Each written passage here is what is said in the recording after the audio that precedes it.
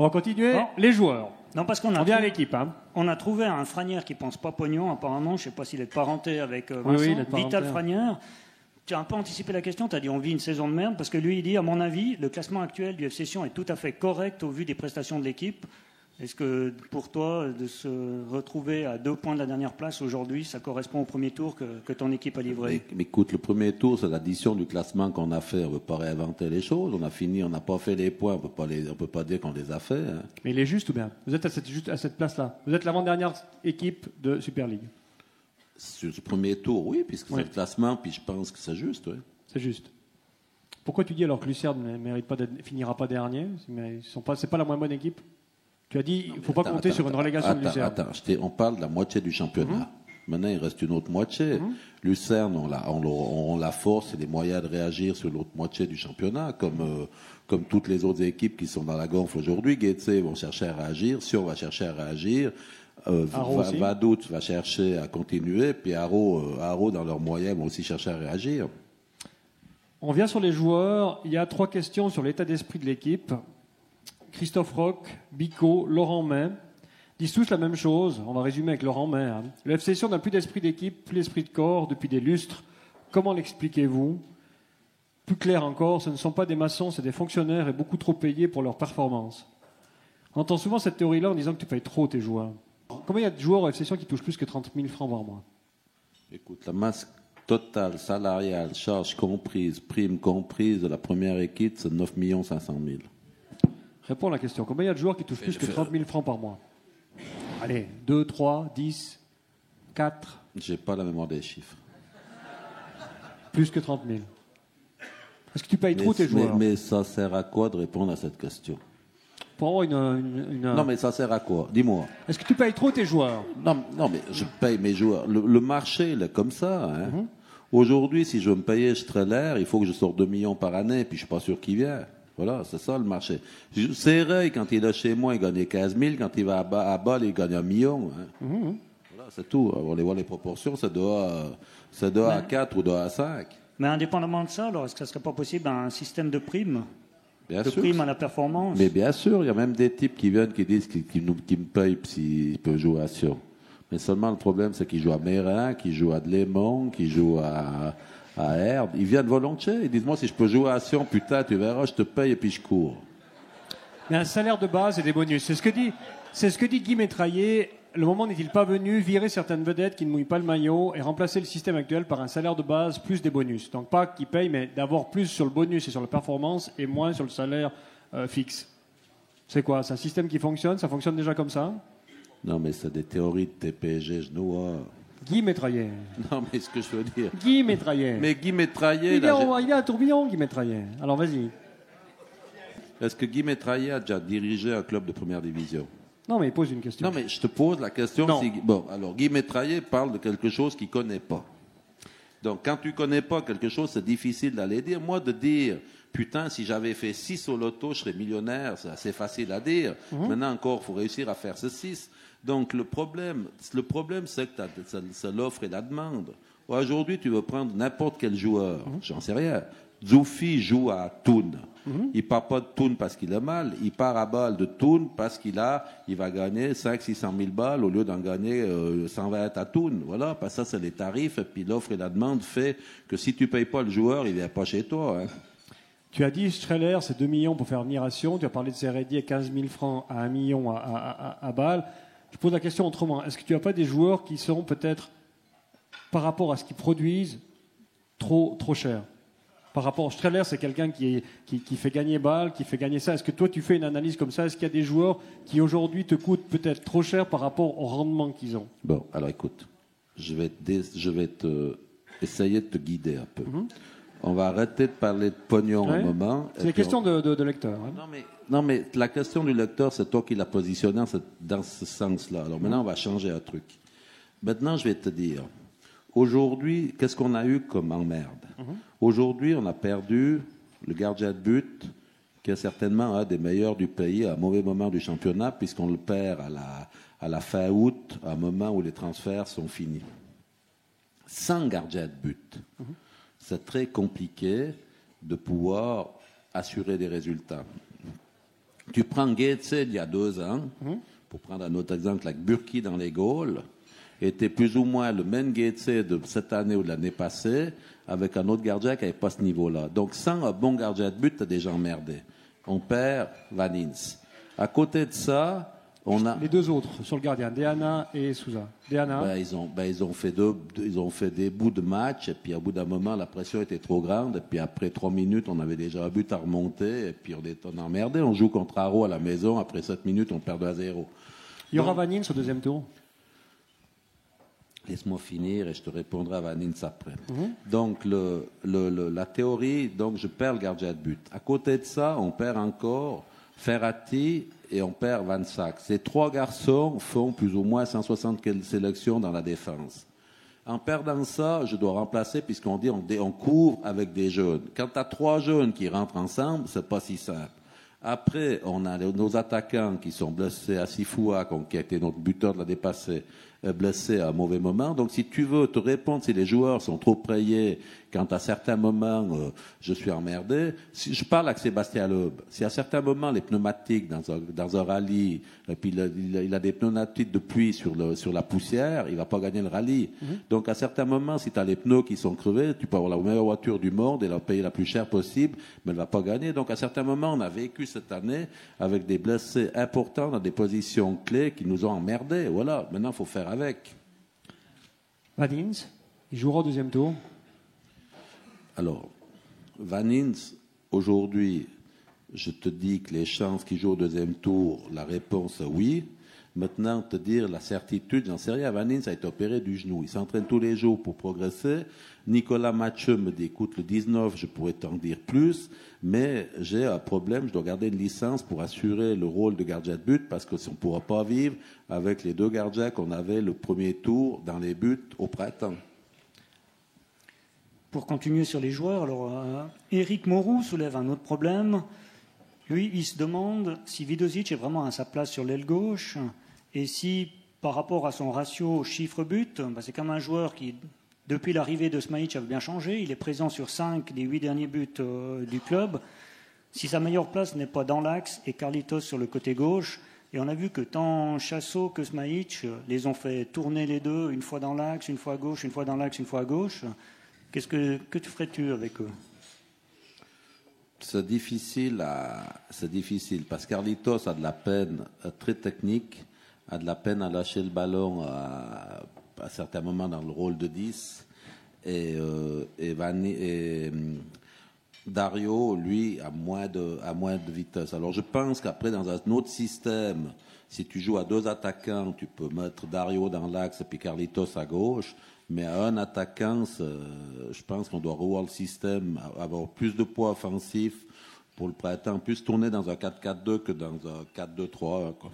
Mais ce qui veut dire que cette question soulève aussi le problème, est-ce qu'il ne manque pas finalement un joueur du profil de Goran Obradovic, un relayeur, quelqu'un qui met cette dernière passe, qui met les joueurs en position de marquer?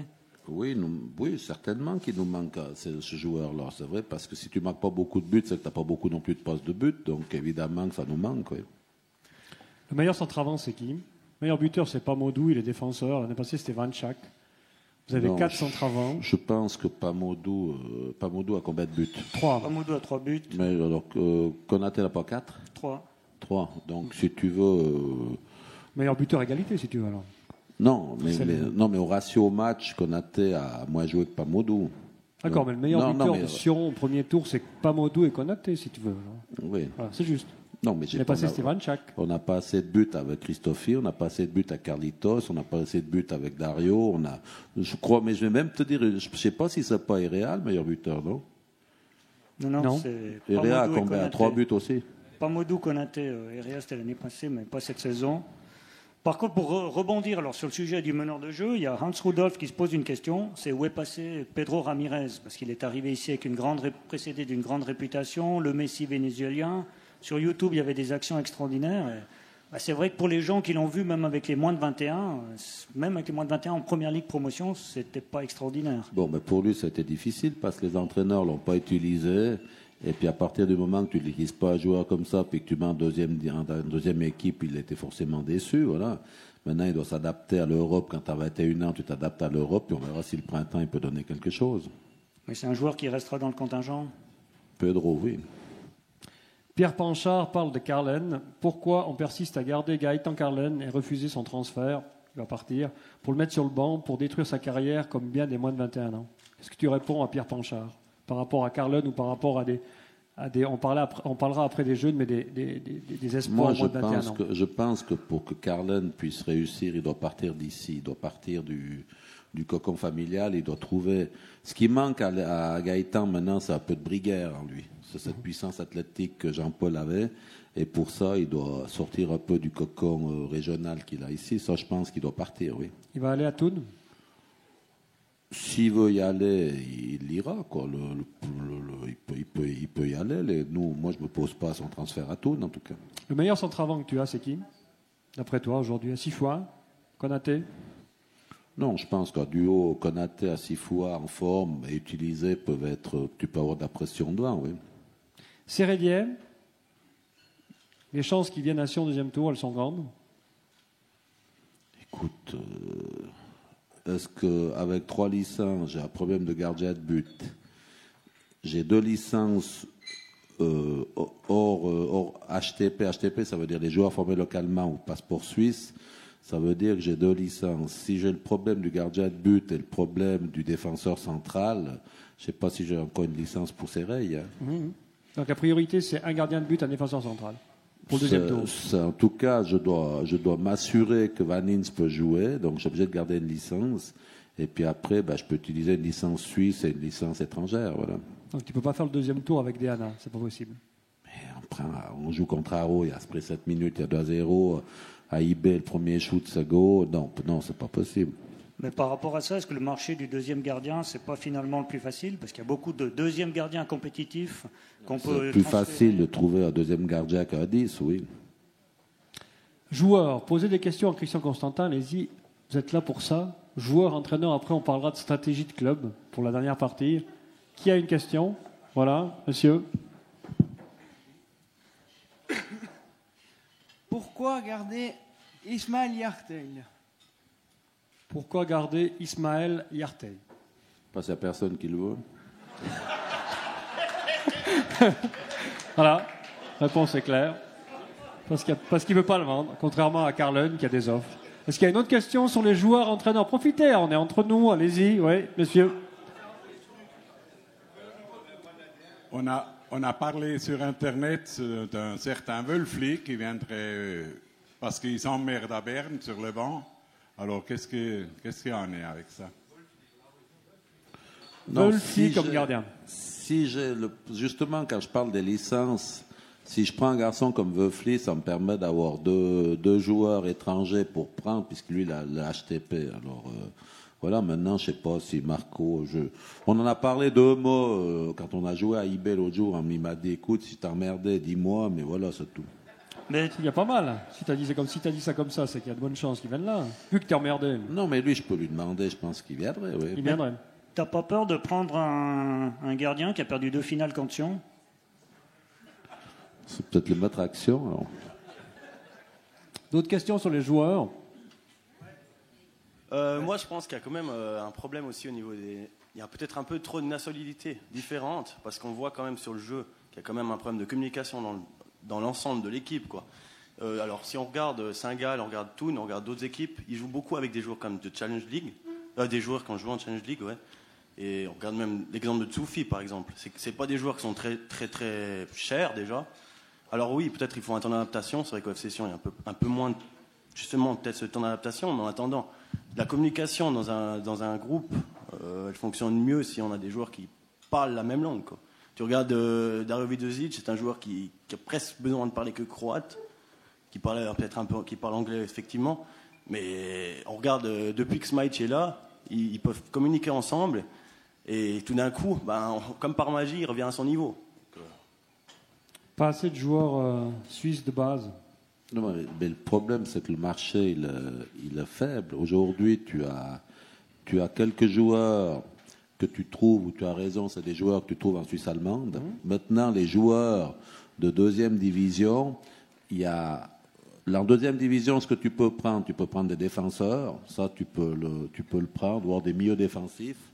Après, tout ce qui est offensif, tu t'aperçois que ce soit, j'en sais rien, Rossini qui était meilleur buteur à Chafouz l'année passée, qui a été à Zurich, ou Sadikou qui était meilleur buteur l'année d'avant à Lugano, qui était aussi à Zurich, la phase offensive, elle passe pas depuis la deuxième division. Et puis après, évidemment, en deuxième division, quand tu as 10 équipes, tu n'as pas non plus des quantités phénoménales de joueurs. Le problème, c'est qu'en Suisse, on n'a plus beaucoup de joueurs suisses et depuis l'ouverture des frontières, parce qu'un petit pays comme le nôtre a pratiquement 120 joueurs à l'étranger qui représentent presque 7 contingents, en tout cas de 6 ou 7 équipes. Et ça manque dans le marché local parce que l'étranger est plus attrayant. Donc on souffre un peu de la production locale, ça c'est vrai. C'est difficile de faire venir des Suisses alémaniques à Sion. Mais le type que tu as Zurich qui vient pas à Sion, parce que si on veut, c'est une autre culture, c'est une culture urbaine, c'est une culture, c'est différent. Il restera à Bâle, à Zurich ou à Berne. Une question? Ici? Oui. Oui, tu avais Grichting qui avait hésité quand même à venir à Sion et finalement il est parti. Qu'est-ce qui l'a empêché de venir? Et puis ce serait pas possible éventuellement de tenter de l'obtenir à nouveau? Et Trop vieux? Non. Non, Grichting, il est de 78. Vicky de 77. Donc, il a 36 ans l'année prochaine. Donc, si tu veux, il a Stéphane, j'aurais pu le prendre, mais je devais faire un choix entre Stéphane et Dienstag à ce moment-là. Et puis, j'avais Dienstag sous contrat qui voulait partir, puis qui n'est pas parti. Et puis après, j'arrivais pas à sortir Dienstag. Alors, j'ai dit à Stéphane, écoute, va à Goetze, parce que j'arriverais pas à te prendre. Voilà. Après, il attendait. Donc, mais c'est un choix du FC Sion. Non, c'est ce que je disais, j'avais Dienstag qui devait sortir, je sais pas où il devait aller à ce moment-là, enfin, il devait partir, et puis j'ai dit, mais si faut que je sorte Dienstag et je te prends, puis après, j'arrivais pas à le sortir, donc, puis Goetze battait la pression, j'ai dit, bah, signe à Goetze. Est-ce qu'il y a encore une question sur les joueurs? Oui. Oui.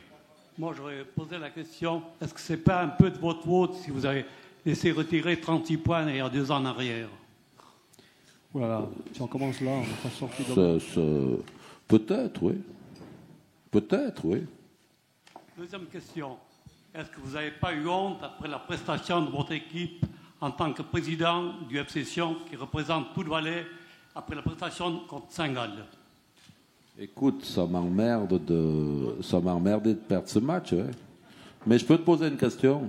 Tu prends une carte supporter au club? Avant, quand il y avait un comité, on était en tous les cas 200-300 de Bézonne, Nanda, qui venaient au match régulièrement à Sion. Mais maintenant, tu prends plus. Maintenant, il n'y a plus qu'une seule personne qui commande, c'est fini. Ah bon, alors c'est bien.